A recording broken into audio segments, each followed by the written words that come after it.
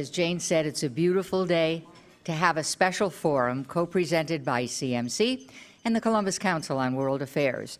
I'm Carol Looper. I'm a board member of CMC, and I'm a retired journalist, although I don't think I'll ever really retire. So good to see you all here, a wonderful big crowd.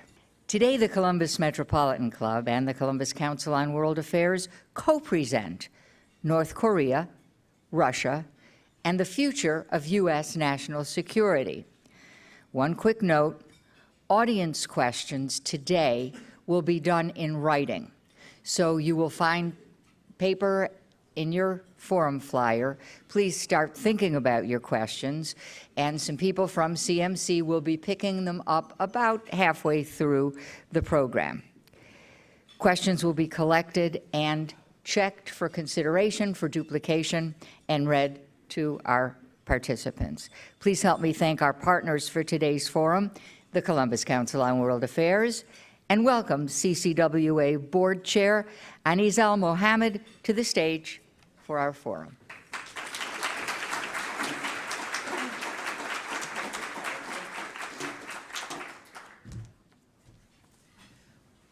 Thank you, Carol. As chairman of the board of the Columbus Council on World Affairs, we are pleased to co-present today's forum with the Columbus Metropolitan Club. Our organizations share a commitment to provide opportunities for civil discourse and dialogue so that we all may be more enlightened about the world we live in. Thank you all for joining us today for what I'm sure will be a thoughtful and engaging discussion with our invited leader. Thank you all also to all of our mission partners, as well as the many individual donors here today, and each of you whose generous support enable us to do what we do. I would like to, at this point, give a big shout out to my colleagues from CVG, including Pat Miller, the president and CEO of CVG, who are here today. I should also add that my full-time job is General Counsel, Compliance Officer, and Secretary of CVG. So today's topic will focus on North Korea, Russia, and the future of United States national security. I am honored to introduce today's distinguished speaker, Dr. Lori Esposito-Murray. Dr. Murray is an adjunct senior fellow at the Council on Foreign Relations. Prior to her current role, she held the Distinguished National Security Chair at the U.S. Naval Academy, sponsored by the class of 1960. Among her many other distinguished credentials, Dr. Murray is also President Emeritus of the World Affairs Council of America, which is the umbrella organization of the Columbus Council on World Affairs. Ladies and gentlemen, please join me in welcoming Dr. Lori Esposito-Murray to the stage for her keynote remarks, which will be followed by a question and answer session moderated by Patrick Terrian, the president and CEO of CCWA. Please.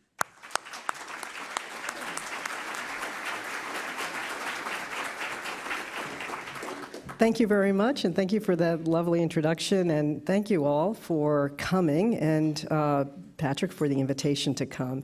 I am a passionate believer in global understanding and education for the American public, which actually led to my trajectory of running the World Affairs Councils of America.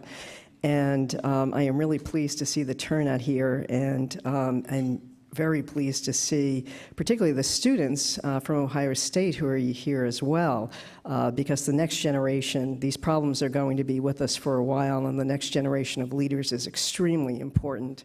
I also had the privilege, before I came about a week or so ago, of meeting your governor at a forum in Washington, D.C., and he told me that this was probably one of the best invitations I could get to come to Columbus. So,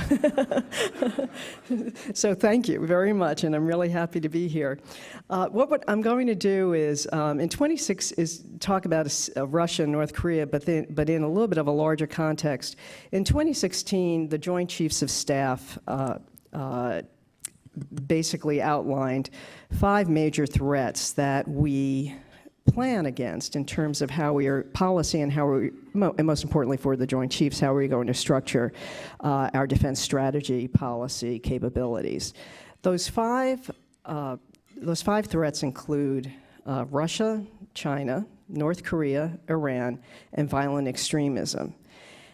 And what I'm going to do is talk to you about Russia and North Korea, and then we can, in the open discussion with Patrick and with you, deal with the remaining issues, and obviously they're going to be some, the other 3 will be woven into this discussion as well. But I'm going to focus on Russia and North Korea because those are the 2 that have been jockeying for number 1. In 2016, Russia was the #1 threat, and in 2017, North Korea bumped it off. The way the Joint Chiefs Chairman described what was 1 and what was 2 was that these aren't really linear. This is how we do our defense planning and strategy, and that he sees Russia as our most important military threat because of their military capabilities, and North Korea as our most immediate threat. But before I get to Russia and North Korea, I do want to make 2 overall points. And that one is about the 5 threats. One is that all of these threats have a nuclear component. And that's not just by coincidence. That, I believe, is the reason why they move into this category of the most serious and important threats to, in terms of our defense planning. And the reason, what you have to keep in mind, is that there are now, in 2017, a series of catastrophic weapons that have come onto the landscape, including, as you all know, particularly those of you in the business community, cyber. But there is still a difference between catastrophic and existential. And nuclear weapons are still the only weapons that I believe really hold that category of an existential threat. It's because of their destructive capability. And just to put this in a very simple context, the way you measure destructive capability of a nuclear weapon is in terms of tons of TNT. And so 1 kiloton is 1,000 tons of TNT. Hiroshima and Nagasaki were about 20 kilotons, or 20,000 tons of TNT. And most of the weapons, nuclear weapons out there today, particularly in the U.S. arsenal, run the gamut in the hundreds of kilotons of TNT. And so you're really dealing with single weapons that have tremendous and exponential destructive power compared to other weapons in the arsenal. We made a lot of progress on nuclear arms control, and I'm sure you now, you may be familiar with the fact that there is a chart that concerned President Trump about the decrease in U.S. nuclear weapons. In 1986, we reached a peak. Remember, in 1945, up until the Trinity test, there were no nuclear weapons, and the Trinity test was in July. By 1986, there were 70,000 nuclear weapons worldwide. Over 90% were held by the U.S. and then Soviet Union. Today, there are about 15,000 nuclear weapons. Major decrease, 80% decreases, and this is mostly because of the decreases in the U.S. And Soviet, now Russian arsenal under the arms control frameworks we've had, and. Under New START, we're going down to 1,500 deployed warheads each. Tremendous progress. The international community still believes that more needs to be done and should be done faster by both the U.S. and Russia. But we're at a pivot point in terms of arms control, where President Putin has said he won't look at further arms reductions until, because of the U.S. deployments of ballistic missile defense against the Iranian and North Korean threats. And so we're at a pivot point, which way Putin is going to go on arms control and on also nuclear security and locking down materials. We also, on the nuclear side, this is actually a finite problem. There are 9 nuclear powers today. And in the early 1960s, President Kennedy was projecting that there would be 20 or 30 nuclear powers within the next 10 or 20 years of his administration. And today there are only 9, and a lot of that has to do with the non-proliferation treaty that is out there. I mean, 2 things have really helped control that. One is our nuclear umbrella, where we've told our allies they don't need nuclear weapons, or they don't need higher numbers of nuclear weapons in terms of the French and the British because of our nuclear umbrella, but also the non-proliferation treaty, where there were over 190 members of the nuclear non-proliferation treaty, and the outlier of the treaty are just a handful, so including North Korea. So tremendous progress, but pivot point. North Korea and Iran could be a pivot point both in Asia and the Middle East in terms of non-proliferation. So we're at a really critical juncture, 2017. And as I said, they involve all 5 of these, the nuclear weapons permeate all 5 of these threats. The other major point I want to make is the global era we're in. And it is a era of disruption and uncertainty. And to keep that in mind as we talk about Russia and North Korea, major disruption, the cause of which goes back to the collapse of the Soviet Empire. And there were other major factors that have contributed to this, obviously the digital revolution, the financial crash in 2007, 2008. But the principal reason why there is so much disruption is because in 1992, a major empire collapsed, and the world is still reeling, trying to deal with the fallout of a major empire collapsing after a war, after a world war. This was a Cold War, but we saw the same thing happen after World War I, we saw the same thing happen after World War II, and that's the principal reason why we're seeing major disruption now. And so keeping both of those in mind, plus the fact that this major disruption and uncertainty period is happening when we're going through leadership transitions in the 3 major powers.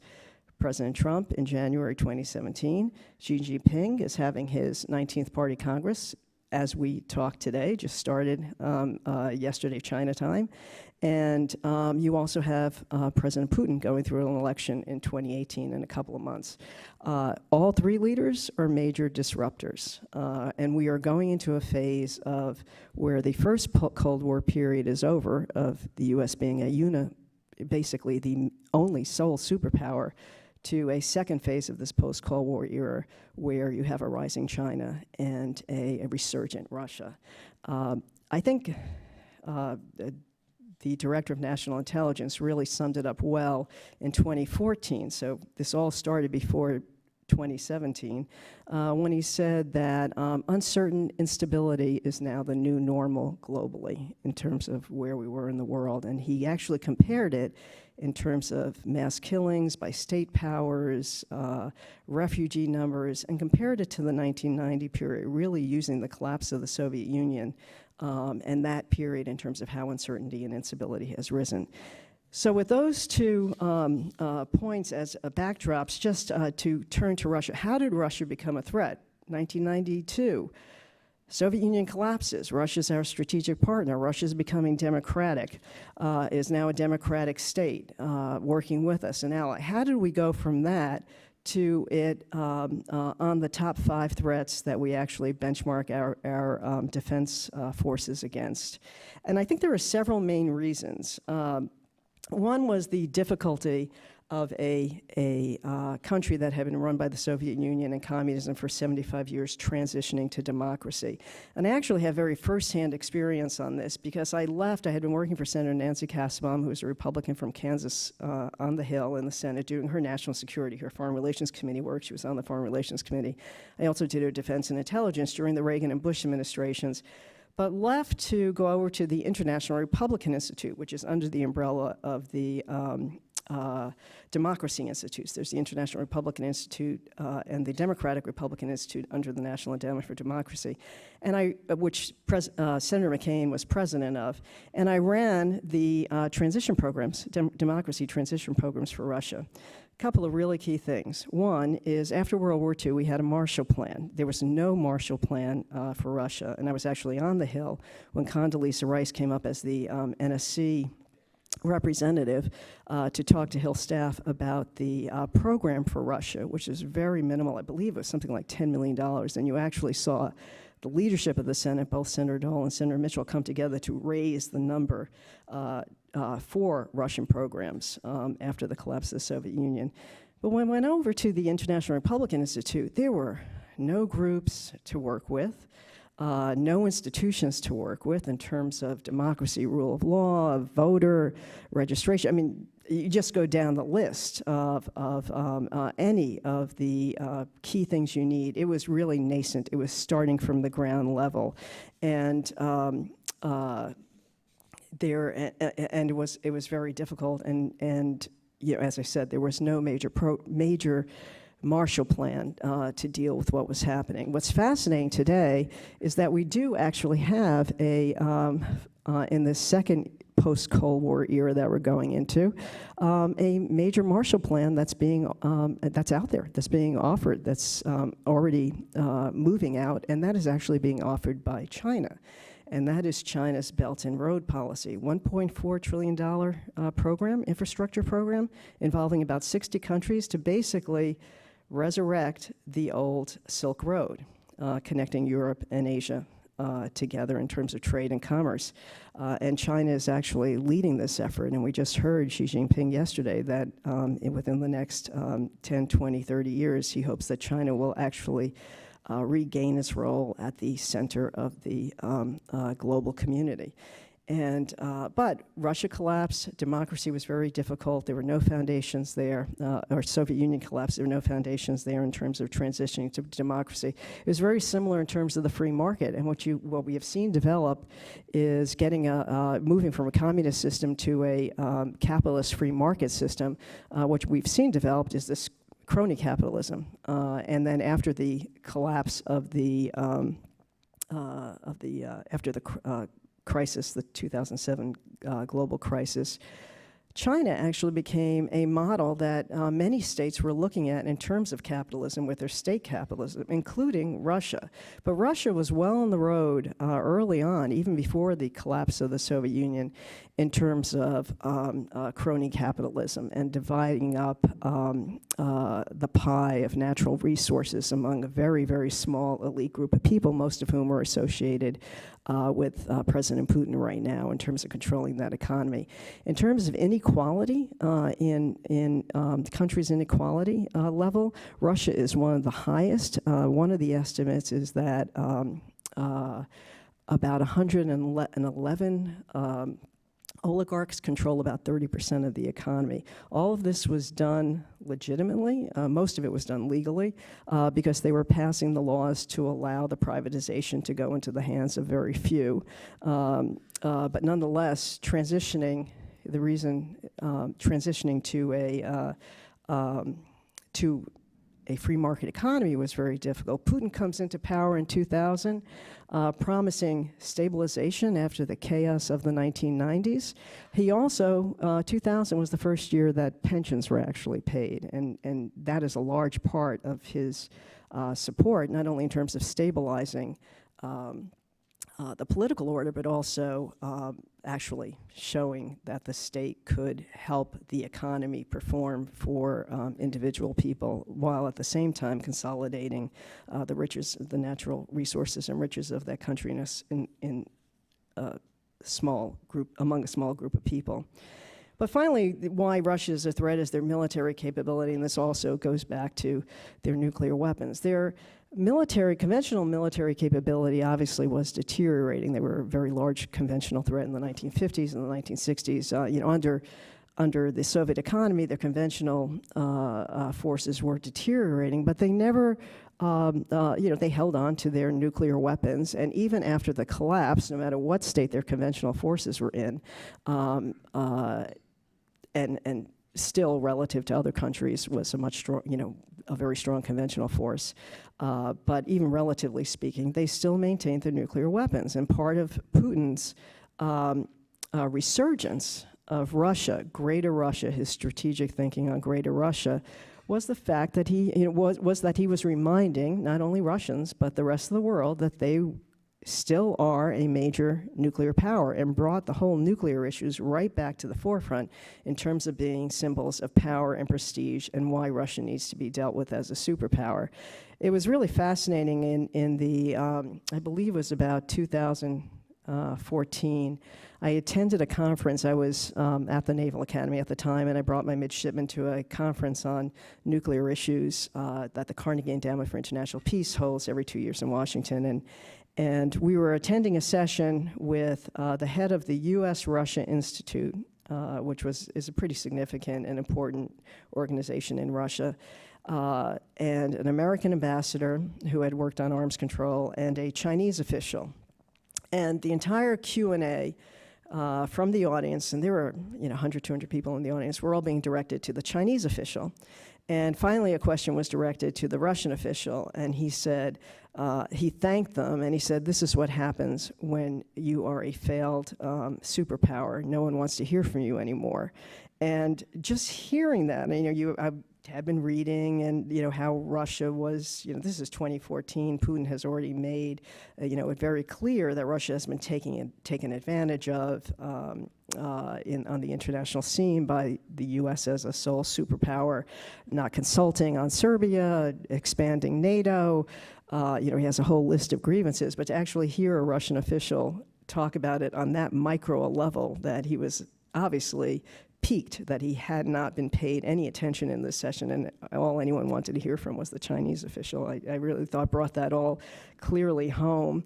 People question actually debate whether Putin is strategic or whether he's tactical. I actually think he's both.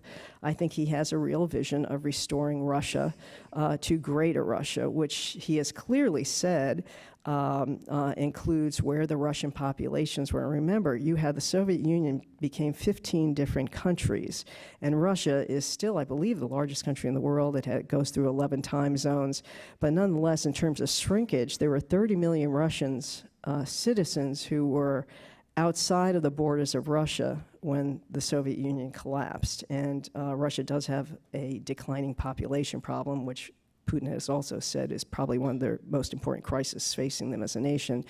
But I think he's very strategic. He sees a Greater Russia. This all became very obvious that he wasn't going to abide by international rules when he went into Ukraine and annexed Crimea and is still in Ukraine. But I think he's also very tactical. I think he is someone who is very flexible in terms of responding to really responding to the U.S. and U.S. leadership role and looking for those vacuums and looking for those gaps. And you saw that in Syria after the red line decision by President Obama not to strike Syria, and Putin came in and sort of parachuted in to solve that problem with the Chemical Weapons Convention and to re-engage Russia in Syria, which was very important to them. And you see it also happening in North Korea as the Chinese have been distancing themselves and supporting sanctions and cutting off energy with the latest sanctions, the last 2 rounds of sanctions. You see Putin, Kim Jong-un reaching out, and Putin taking advantage of that vacuum. And actually, he has been investing in the energy sector in North Korea and also talking about cooperating in terms of rail infrastructure and just really taking tactical advantage of power gaps in terms of putting Russia front and center back on the international scene. In terms of his public opinion, the Russian people actually think that he has delivered on that. That Russia is more respected worldwide under Putin's leadership. Very supportive of that. And that Russia has regained its status, it is regaining its status since the end of the Cold War, and that was a recent polling data from the Pew Research Institute in Washington. Putin is a disruptor, as I mentioned, Xi Jinping is a disruptor, and Trump is a disruptor. And we have, at this critical time of pivotal decisions, three major disruptors running the most powerful nations. And in February, Foreign Minister Lavrov said, what is happening is this is a new, the post-Cold War period is over, and those institutions have failed. I think what we're looking at is I absolutely agree that the post-Cold War period is over of U.S. unipolar power, U.S. the sole superpower. I don't agree that those institutions fail to adapt and therefore should be disregarded or dispensed with. And that is the big difference between, I think, American policy and Russian policy at this point. And what you see, the relationship right now, really being marked in 2017 by the situation in Ukraine, which looks like there is no solution on the horizon, and that disruption there will continue. And the Middle East, where is actually going to come to a fore with ISIS, with just what happened in Raqqa. We're getting closer and closer to some sort of endpoint on ISIS caliphate, which means that that territory and whoever gains the hegemonic power in those areas is really up for grabs, and you're going to see more conflict between, I believe, the U.S. and Russia and Iran on how that all settles down. And obviously in Europe and Russia's involvement in our democratic elections. And just quickly turning to North Korea, why is North Korea a threat and how it fits into this? It's really a threefer. North Korea is a threat because of its nuclear capabilities, against the United States and against our allies. It's a threat on the proliferation level in terms of not only is it going to pop open this whole proliferation question of whether South Korea and Japan regain nuclear weapons, but it's also a threat because of the uncertainty of Kim Jong-un's leadership. And again, the disruptive leadership of, and uncertain leadership, stability of the leader of North Korea. And what is bringing this all to a fore, and what has changed since January 2017, is the fact that their capability has proceeded much faster than we had anticipated, both in terms of ballistic missiles and in terms of nuclear weapons, with the only technical engineering question remaining as to whether they can actually have a reentry vehicle nuclear weapon enter the atmosphere, which is the last piece. That had been projected out to 2020, 2025, 2020, now it's 2018. And the U.S. military believes we have to deal with that as a threat now. The other thing that has changed in terms of our assessment is how much nuclear material they have. We believe they may have more nuclear material than the usual 10 is the number of nuclear weapons that we say they have. We believe they may have more nuclear material than that, so capabilities. And you combine that with the other assessment that was new with the intelligence community in the beginning of the year, which is that Kim Jong-un has consolidated power. And prior to this, it was always a question. And that is really what you combine that with our own president, who has a very unconventional, as Secretary Tillerson said, approach to these issues, and who is determined to deal with them, and determined to deal with them in unconventional ways. And you get us to the situation of our 5 threats.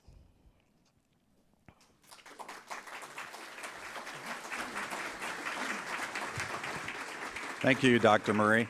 I'd like to encourage and remind everyone the questions are going to be handed in or tweeted So open up your packets and see the note card there and begin writing.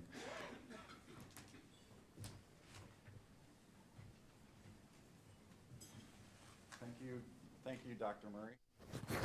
Are we good here? Andy? Yeah? Great. I wanted to bring China into this a little bit more. I know it's one of the five, and I'm kind of thinking about it as one of the two of the five as well, and I think about North Korea. There's a lot of pressure that the U.S. is putting on China to do something about it. You know, you're right next to North Korea, do something about it. Can you talk more about China's role in North Korea? If you think they have leverage, how might we use it if we could? And yeah, let's just start with that. Well, there's, is this on correctly? Can you hear me? Okay, great. There's no solution to North Korea without China. A large part of that is because, as you all know, China is basically the major economic ally of North Korea. It provides 80% of its energy, is its main, if not only, trading partner. And so China is absolutely central to a North Korea decision or solution. But what's really important to keep in mind is that there's also a limit to, I think, how far China can go. And President Trump has actually made significant progress in terms of moving China on sanctions. And you know, it's a combination, I think, of President Trump's effort with China and his relationship with Xi Jinping. And I do think that relationship is a close one. He has talked to him over I think about 9 times on the telephone. They are really personally in touch. And everything you read and see, the president is someone who is very much motivated by personal relationships, and he does have a very close one with Xi Jinping. But I think what's really important to keep in mind is that there are real limits in terms of how far China will go. China has real national security concerns regarding the North Korea and the Korean Peninsula. It does not want the U.S. troops on its border. It does not want a unified North Korea that has U.S. troops on its border. North Korea is a very important buffer for China in terms of U.S. role in the region and U.S. role on the peninsula. It also doesn't want the fallout of the refugees that might come with a crisis that would flood into China. And those are, those two are pretty much talked about a lot. There's another piece of this, though, which, why the North Korean problem, there are limits to how far China would want to go, that I believe is because China benefits from the U.S. being distracted by a North Korea problem, because it distracts us from what else China might be doing in terms of its relationships in the region. And its extension of power, both military and South and East China Sea, as well as economic, which is pretty significant, particularly since the U.S. Has pulled out of the Trans-Pacific Partnership. So there's opportunity, just like I was saying, Putin sees this opportunity, this tremendous opportunity there for Xi Jinping. So there are limits to how far China will want to go. What we have to do is figure out how far you can tilt that, where that balance could go. And China clearly wants a diplomatic solution to this problem. Unfortunately, Kim Jong-un doesn't want to meet with their emissaries and doesn't want to deal with China, and you see Russia actually filling that role, with Putin being the only person talking to all the parties right now. Although Secretary Tillerson said that we actually have direct routes to the North Koreans. But there's only so far China will go or can go, and somewhere on this. Somewhere there's a breaking point here where this either breaks and becomes a military conflict, or it breaks and becomes there's a diplomatic solution.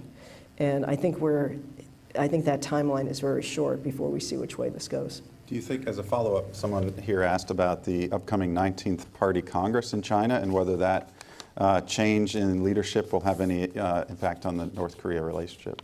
Well, I think the Congress actually itself makes the next couple of days really important, because Kim Jong-un's aggressive and provocative behavior can actually be tracked, and not only to responding to President Trump and U.S. actions and sanctions, UN sanctions, and responding to the U.S., but they actually closely parallel Xi Jinping to embarrass him while he's holding leadership roles. His ICBM missile tests, his nuclear weapons tests, all were happening while Xi Jinping was holding his BRICS meeting, and Putin was there as one of the BRICS while China was hosting the BRICS meeting. One of the missile tests happened while Xi Jinping was hosting the G20. You know, this is, and now it's the Party Congress, and so it's an incredible opportunity for Kim Jong-un to again embarrass Xi Jinping as he's trying to solidify his power and move on to a second term. So I think actually the next couple of days are really critical days to see whether U.S. deterrence works in terms of how we're trying to deter Xi Jinping from doing these tests and taking provocative actions, or whether he continues on his path of making sure he's the most provocative he can be. You all know we only have a little bit of time, right? I'm like thinking about this. Sorry, I'll try to make my answers a little bit shorter. No, that's okay, and I may speed it up. But before we leave on North Korea, I was just thinking about one of the most important questions, which is, how old is Kim Jong-un? So I'm no one kidding. knows. I mean, is he over 20? So the answer is no one knows. For real? For real. The guess is he's about 30. He's about 30. Yeah. Okay, great. Right? These are important questions. I want to. That makes him a millennial? Yeah, I don't know. Is he on Twitter? Does anyone know? Let me switch a little bit here, and we'll bounce in and out, and I may, if you don't mind, cut you off sometimes. But that's just to make sure we get even more audience participation. This question comes about Russia. Russia is a nuclear and military power. Russian intelligence is attacking the very concept of liberal democracy in the West through social media, et cetera, et cetera. What should be our response? What should be the U.S. and Western Europe response to this Russian aggression? Well, this is a really serious problem. And what Russia has done, which really is, a new benchmark of threat, is the weaponization of cyber hacking. Most of the cyber hacking before this has been to steal intellectual property and or for spying reasons. What Russia did in the U.S. election was actually weaponize the cyber hacking and using that material to actually affect the U.S. election. We've seen Russia openly in Europe working with, actually giving 10 million euros to Le Pen's campaign. I mean, that was an open contribution from the Russian Federation, and never mind what they're doing similarly with Facebook. This is a real problem in terms of this whole new area we're in. I think there are a lot of lessons from what we did on nuclear weapons and how we coordinated with the Russians on nuclear weapons after the Cuban Missile Crisis, to actually take some of those lessons in terms of developing rules of the road and trying to figure out, trying to have global norms as to what's allowed and what's not allowed, particularly in terms of this area of election disruption. But even more importantly, or equally importantly, I think working with our own companies, they're global companies, but obviously U.S. companies as well, Facebook, Google, and trying to get the types of constraints put in so that this type of manipulation, both in terms of the news, the fake news that comes on, and the targeting that happens, the ability to actually target audiences. I think that that is equally as important, and there's an equal responsibility there in terms of these companies. And this is a whole new area of territory, and we're dealing with an internet that was supposed to be open and free and incredibly naive as in terms of security. It was not part of the initial thinking when the internet was launched, as you all know, and we're trying to pedal this all back. But working with Facebook and Google, I think is absolutely, and Twitter, and all the social media platforms is absolutely important. Great. This is a follow-up on Russia. John Mersheimer at the University of Chicago has made the case that we are pushing Russia into a more defensive and protective posture by our support of Ukraine and our push to expand NATO. We are making it more dangerous through this kind of pressure on Russia? Please comment. You know, this really goes back to the whole NATO enlargement issue and what we should have done or could have done and who lost Russia. I actually think, you know, having been involved, I was involved on the democracy side, and then I went into the Clinton administration, and I was actually involved again with Russia. I had been at the National Academy of Science in the 1980s, meeting with Russian physicists at the Soviet Academy of Sciences, and you know, in the Soviet Union. Those physicists were actually very similar to the U.S. too, but even more so, planning the defense programs for the Soviet Union. When I was in the Clinton administration, I actually participated in the Gore-Chernobyl, you know, helped as a staffer participate in the Gore-Chernobyl meetings that were happening because of what I was doing on the Chemical Weapons Convention.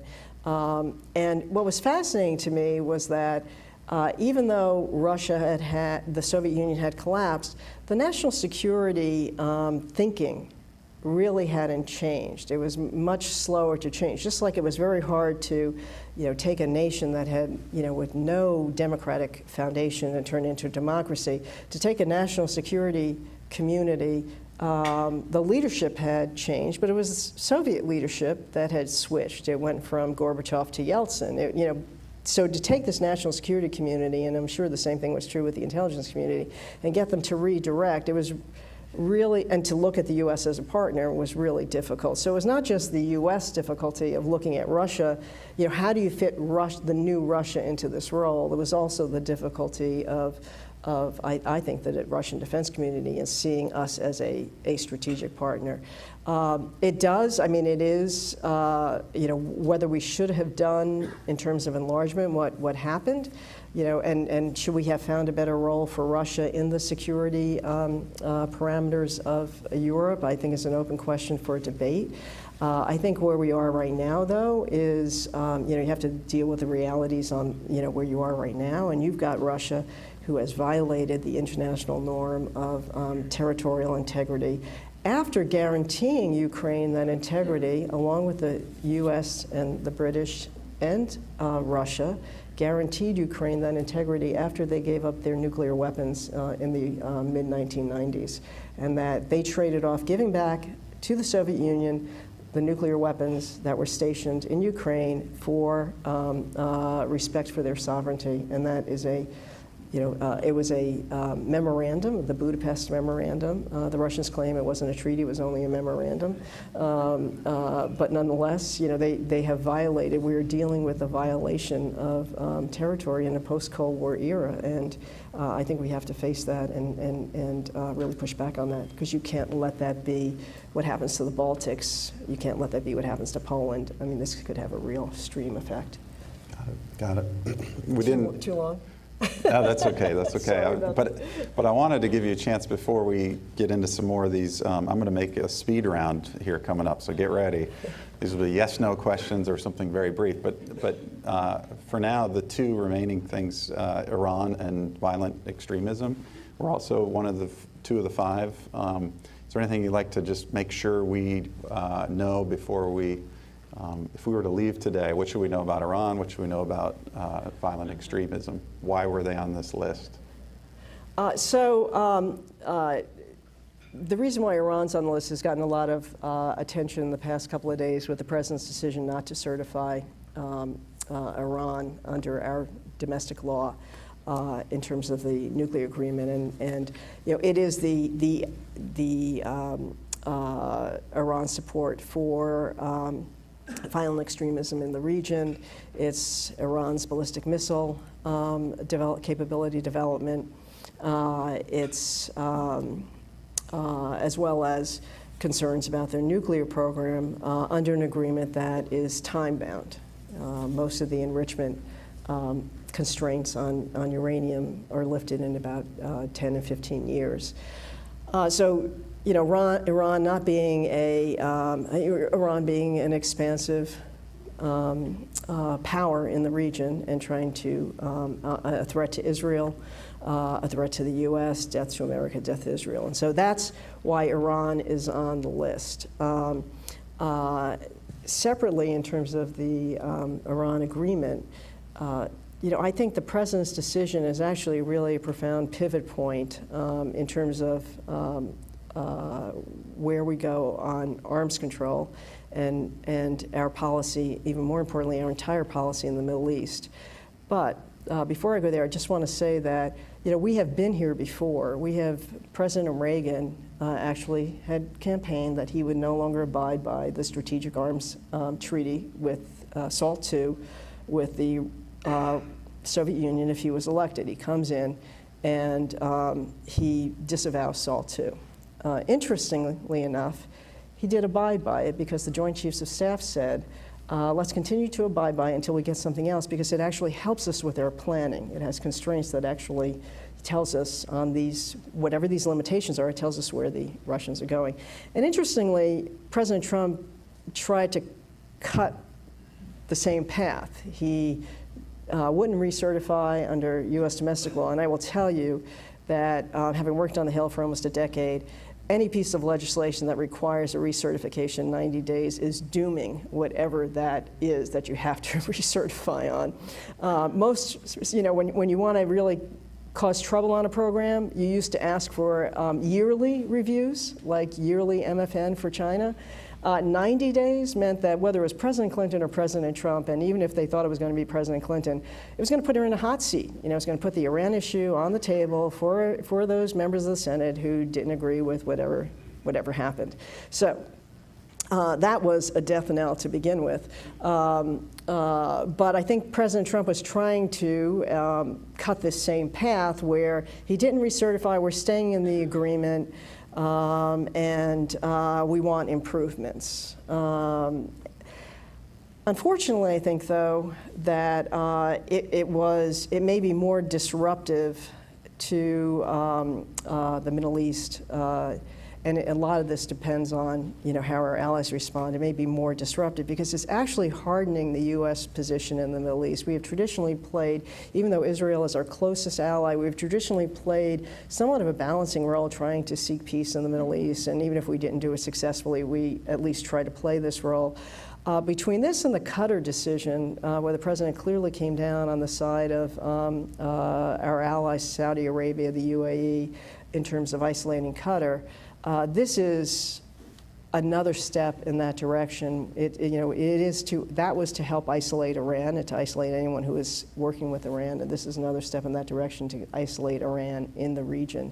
And so it's actually changing our overall Middle East policy in a much harder direction. And I should mention too, though, while everyone is reporting that our allies disagree with this decision, our allies and the other parties to the agreement disagree with what's happening and believe Iran is abiding by it. But our allies in the Middle East, Saudi Arabia, the UAE, are all supporting the decision. Israel are all supporting the decision on Iran. Personally, my own opinion, I can skip. If we don't have time. Go ahead. I really do think all those other elements of why Iran is a problem are very, very serious elements. Some of them have increased. Iran's role in Syria has increased, particularly as the war has intensified. We're actually working with Iran, but that's going to split, as I was mentioning, with Russia when we try to figure out pieces of what happens to these areas where the caliphate had been and who controls them. But we really need to work on those areas. I don't quite see the logic of disrupting an agreement that's working on a really critical trouble area while you're trying to work on these other ones. I'm going to interrupt now, if I may. Sorry. Only the Think future of it will like tell. you're in the White House. I'm not saying I'm anyone, but I'm just saying, if you were in the White House right now and President Trump came to you and said, Dr. Murray, 5 threats, that's too many. I don't know what to do with that. What should I be focused on today? What should Tillerson be focused on? What should my cabinet be focused on? You got 20 seconds. I would say, Mr. President, you don't have the luxury of being linear. You have Great, so then what should I do? you have to actually think in terms of, these 5 threats are actually incredibly helpful because you have the great power threats and rivalry, competition, and potential partnerships, China and Russia. Okay, that's all the time I have. Senator McCain just tweeted. quick. Rogue Quick. states, Iran and North Korea most important, and violent extremism, Thank ISIS. you. Great. Does the would the travel ban make? And this is the problem with the White House. So, I can be president. What will the travel ban, if it's ever comes into execution, will it make America safer, as has been the reasoning behind the travel ban? Yes or no? Well, I am having a hard time keeping up with the iterations of this travel ban. I will just talk about more generally how to keep America safe in these times in terms of immigration and refugees. These are really disruptive times. We have had seen, as I mentioned, more refugees since World War II, and dislocations. Do you think America would be safer without allowing immigrants and refugees into the U.S.? No. What? But no, but okay, yeah. no. But I was going to say this is a really serious problem, though, because of as we are winning against the caliphate, you have large streams of ISIS supporters leaving. And you have to deal with that, and Europe has to deal with that, and we have to deal with that. There are ways to deal with that where you're also protecting refugees and you're also ensuring immigration, which is absolutely critical to our development culturally and economically as a nation. Great. I would just end, if you could help us bring this even more local, like what do I worry about every day as I worry about what are my teenage kids doing? That's like number one. Will I get hit by a person who's driving and texting?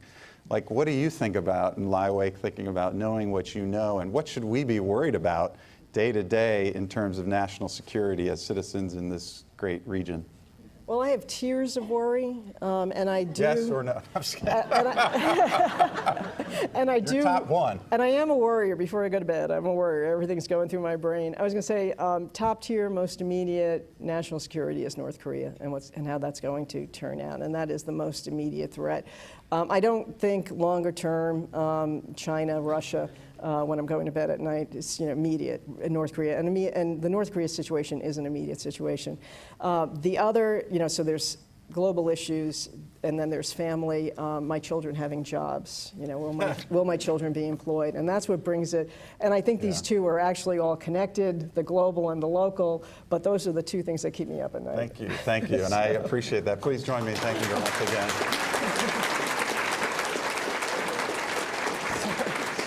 Speaking of jobs and economics, please consider becoming a member, become a member of the Metropolitan Club and the Columbus Council on World Affairs, because you've enjoyed this today, right? Yes. Okay. But our next program at the Council is on December 14th, and it's focused on NAFTA, another very important global topic. We hope you can be there. And I turn it back over to our host. Thank you. I know you all enjoyed today's forum, and we encourage you to continue the conversation with coffee and cookies in the back of the room. You can watch and share today's forum and all of our forums on CTV Columbus Television, on WOSU and PBS affiliates statewide through the Ohio channel, and anytime on CMC's website via YouTube. Let's thank our co-presenters, the Columbus Council on World Affairs.